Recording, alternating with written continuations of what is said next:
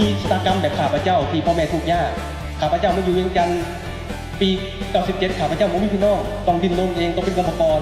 และเป็นหยังข้าพเจ้าจะคอยขึ้นมาฮอดจุดนี้มื้อนี้เราจะมาหาคำตอบกันว่าเป็นหยังพ่อแม่บางคนนี่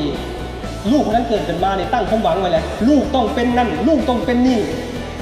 หลังจากลูกใหญ่มาแล้วพ่อแม่เฮ็ดบ่ได้หรือบ่มีเวลาเฮ็ดแล้วก็จะให้ลูกเฮ็ดแทนเฮาแล้วบ่ได้ถามว่าลูกต้องการหรือบ่บ่ได้ถามมันจะต้องถามกับคนที่ประสบความสำเร็จพ่อแม่เขาจะเบิ่งว่าลูกมักหยังลูกเก่งหยังแล้วให้เขาเก่งที่สุดด้านที่เขามักนั่นคือกฎแห่งความสำเร็จคนรวยเฮ็ดในสิ่งที่ตัวเองมักคนธรรมดาหาเงินจากสิ่งที่ตนเองบ่มักนั่นความสำเร็จคืออย่างความสำเร็จคือการเดินทางไปไสเดินทางไปหาเป้าหมายถ้าทานมีเป้าหมายใหญ่ความสำเร็จผ่านกันใหญ่ถ้าทานมีเป้าหมายน้อยความสำเร็จผ่านกันน้อยถ้าทานจะประสบความสำเร็จใหญ่ทานต้องตั้งเป้าหมายใหญ่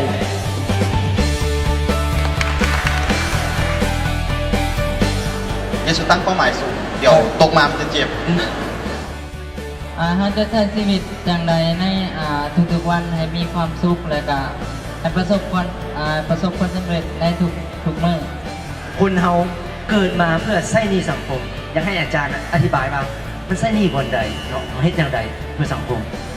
แล้วอาจารย์มีเคล็ดลับในการพัฒนาตนเองแนวใดอาจารย์จึงสามารถเป็นนักเขียนที่ดีได้แล้วก็เป็นนักว่าวที่ดีแบบนี้ได้แล้วก็บรรลุเป้าหมายมาถึงจุดนี้ได้เจ้าขอบใจ